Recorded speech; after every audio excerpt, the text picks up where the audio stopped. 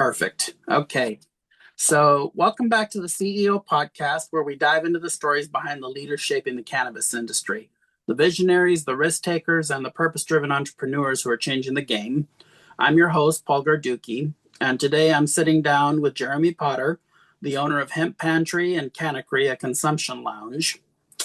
And we're going to go beyond business today, exploring the core four areas that define who we are: body, being, balance, and business. Jeremy, welcome to the show. How you doing today? Oh, really well. And happy to be here day before Thanksgiving. Tell me about it. I'm looking forward to turkey tomorrow, to be honest with you. Me too. Yeah. Well, okay. I'm lying. I'm looking forward to pumpkin pie. Honest. That's always my favorite, ever since I was a kid. All righty. So let's start with your journey. Before the brand, before the business, who are you and how did you end up in the cannabis space? Honestly, I played professional soccer at age 15 through 21, and I had a huge injury that I couldn't really pursue my career anymore. So I had to develop new tactics and way to go about living. And I'm sorry, I'm like buffering a little bit, just thinking about like of my family going through things and noticing that cannabis really helped them. Then I signed up for Mm-hmm. school for cannabis, and it just took off from that way, from one step to another. Oh, Oh, sorry. well, that's okay.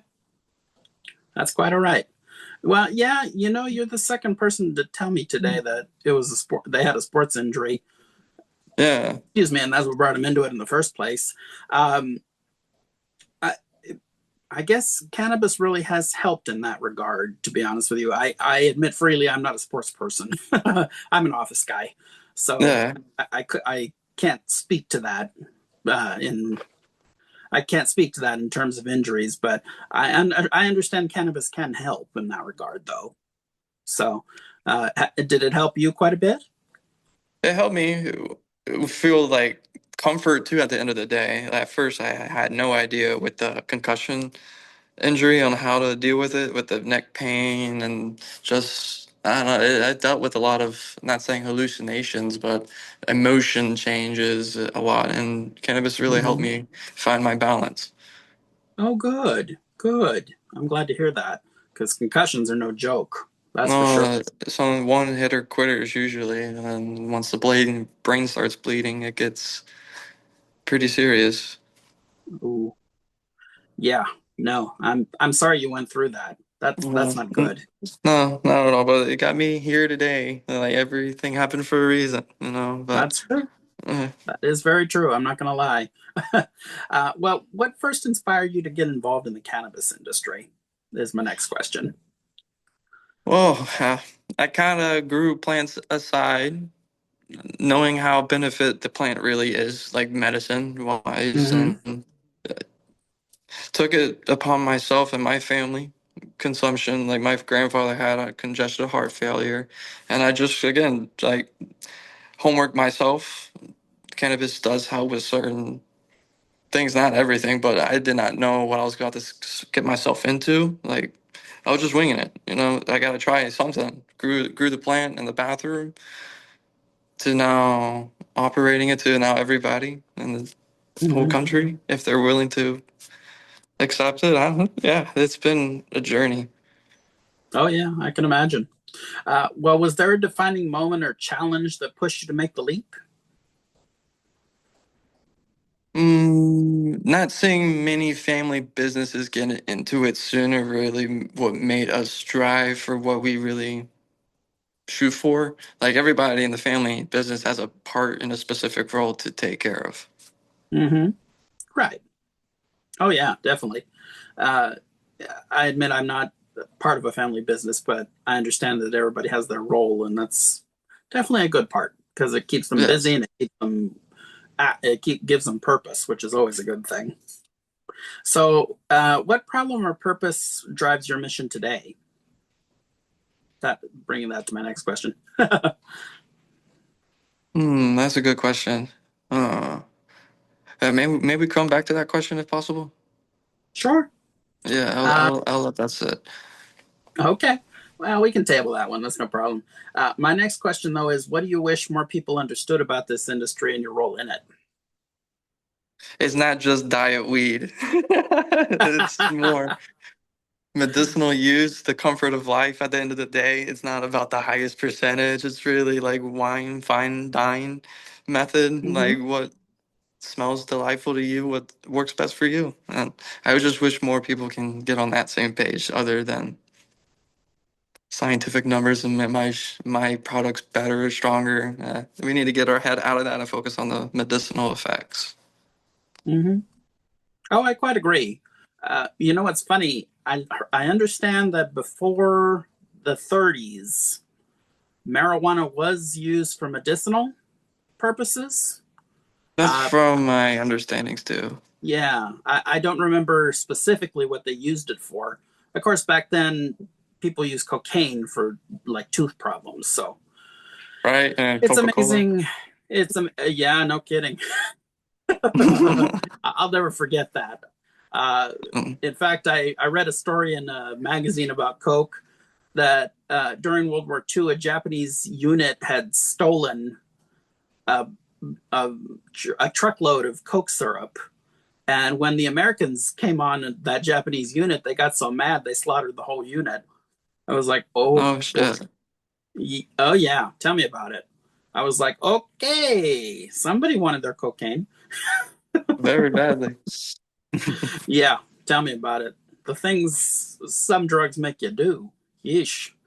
Uh, well, anyway, let's shift gears a little and talk about you, the person behind your work, the work, starting with your body. Uh, so, running a cannabis company takes serious stamina, mentally and physically. How do you keep your energy and focus sharp? Well, every day is a challenge. Uh, Not every day is perfect. I kind of keep to myself a weekly time frame of like Monday to Friday. I am 100 miles an hour nonstop thinking off the clock and on the clock. And then it's very important to have an off button too, like the weekend specifically for myself. Time off is work. Like mentioning work is a bad word. Like that's kind of like just try to avoid work as possible.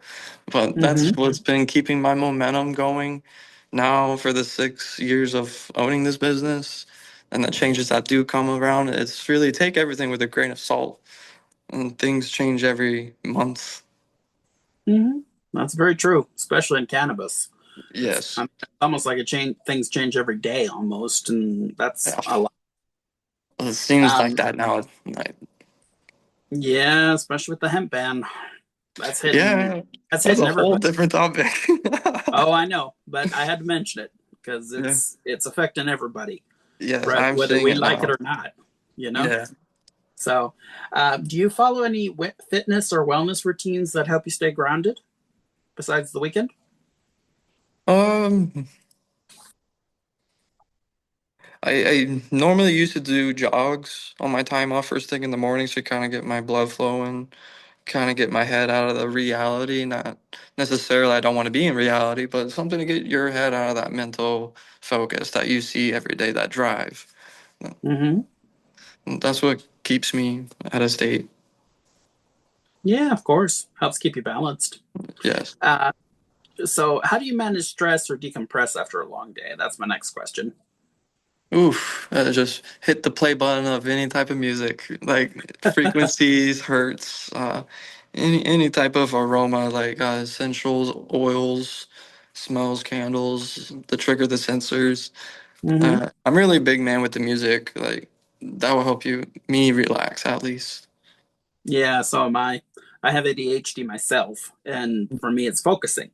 So for me, and I mean, I take medication, of course, but for me to sometimes focus on my work, I'm usually listening to music and headphones and typing away. So it helps. It all helps. Uh, so have you noticed how taking care of your body impacts your leadership or decision making? That's Yeah, I noticed this when I first opened the business too. I wasn't very as sharp. I was like comfortable, kind of like my guard wasn't up all the time. It's definitely important to set boundaries within our like family specifically. When we're clocked in, we are not family, and then when we're clocked out, we're family. It's kind of like that boundary limit of to set boundaries. Hmm. Um, I think I answered that correctly. I don't know if I did. I'll go off No correct topic. or incorrect answers. You're Okay, telling me how you do it. I mean, the bottom line is you're telling me. So there's no, gotcha.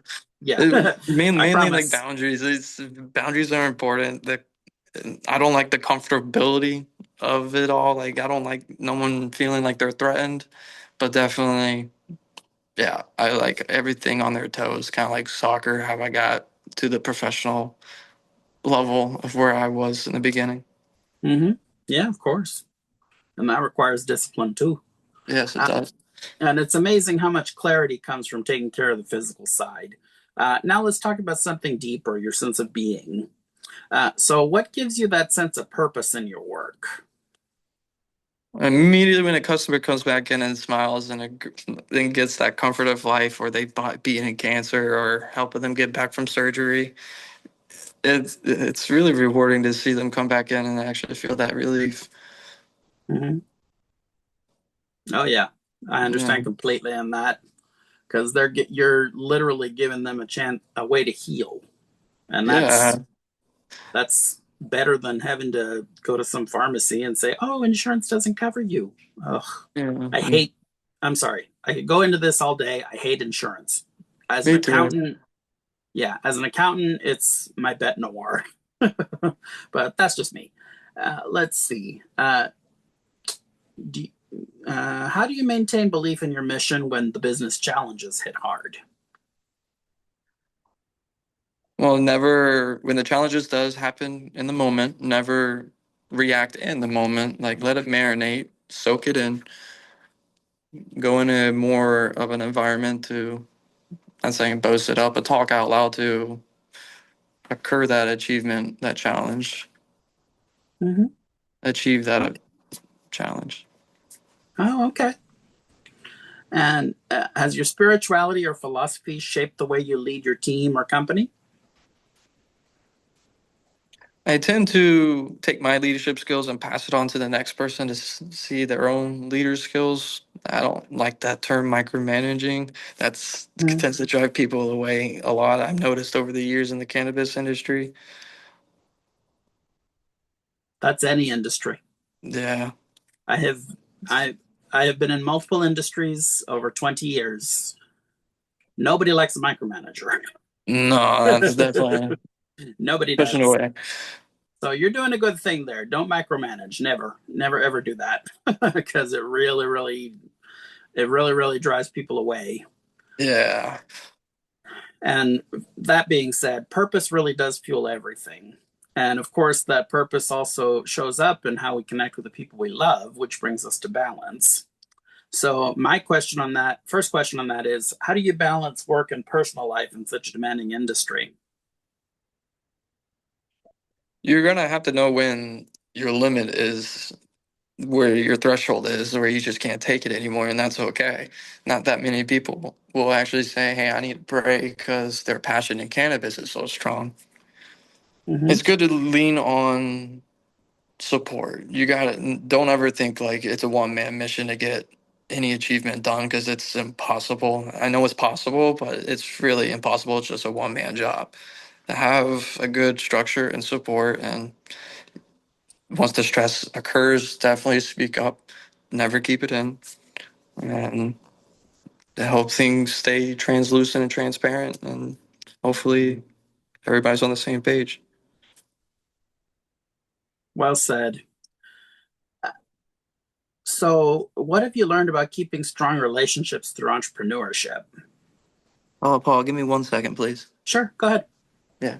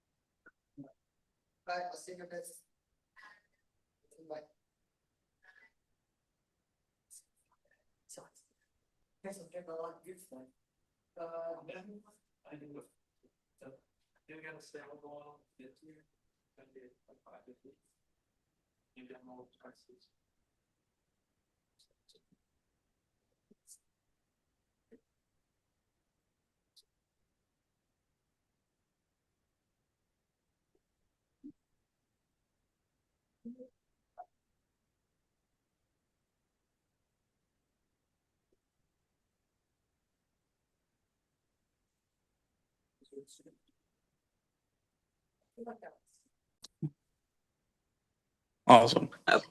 Okay. So let me ask that question again. How do you maintain your belief in your mission? Or, no, wrong question. Sorry. What have you learned about keeping strong relationships through entrepreneurship? Just follow up. Doesn't need to be daily, but definitely keep that weekly regiment routine. Stay honest, stay loyal.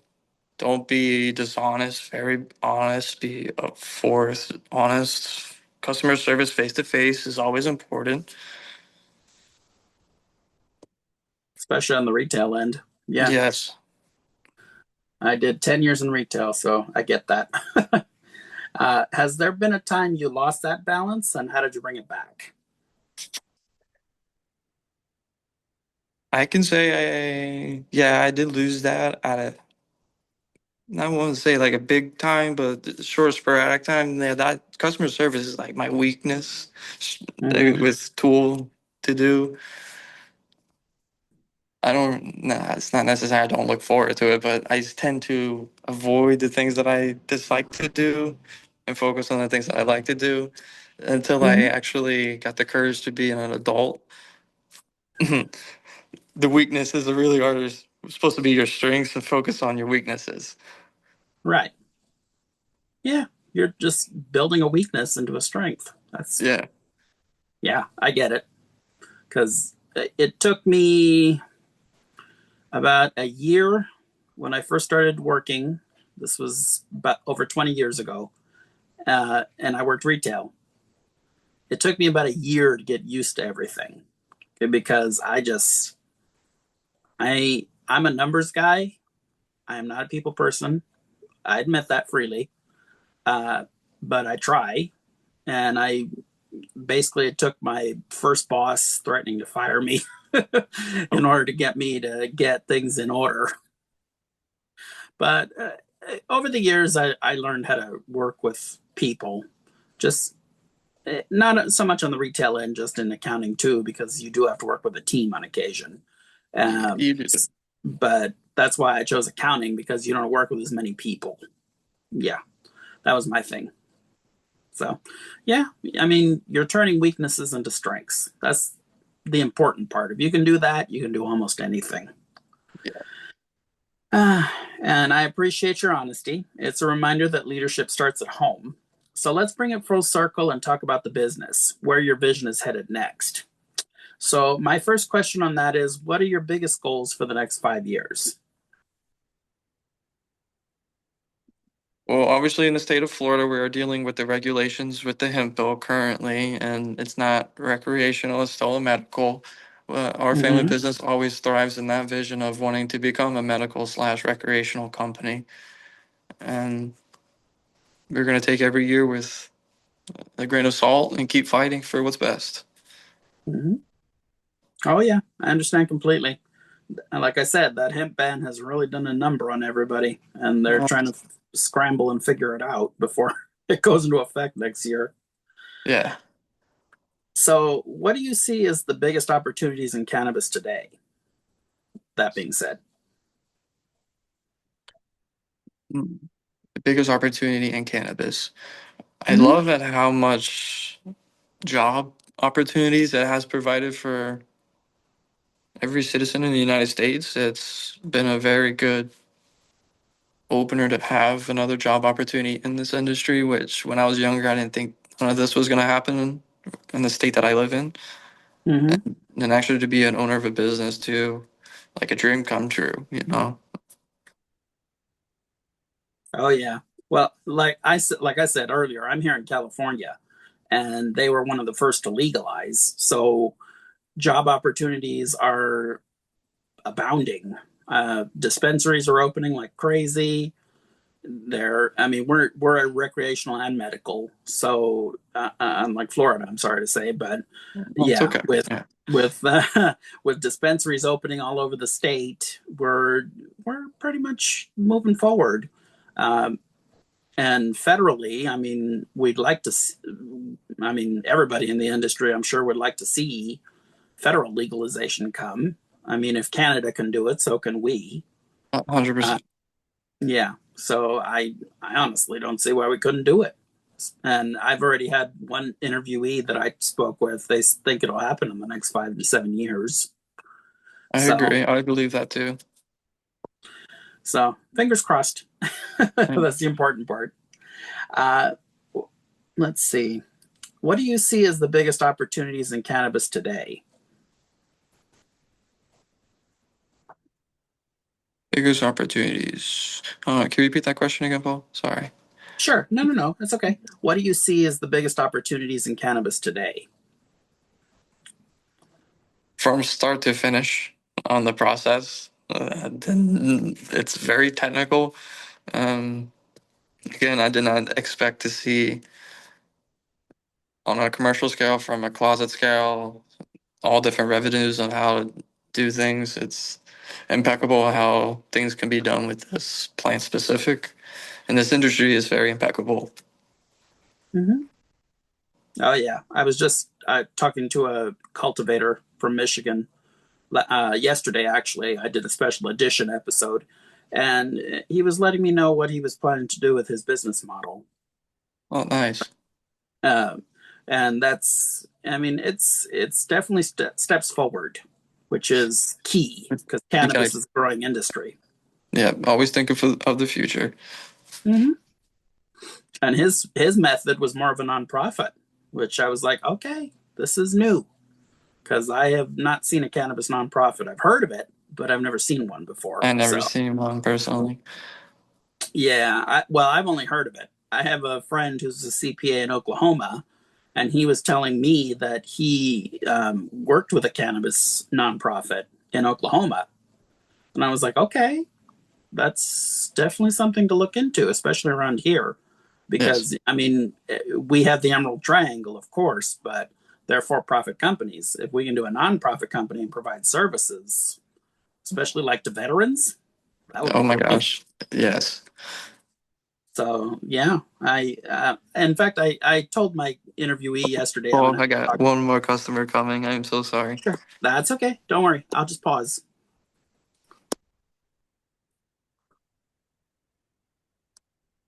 I don't want you to waste your time at all. Oh no, you're fine. Don't worry. I get it. You got to handle business. Let's see. So, what leadership lessons have you learned that you wish you knew starting out? Is my next question. Criticism is important. It Okay. was I was not starting in a I was okay.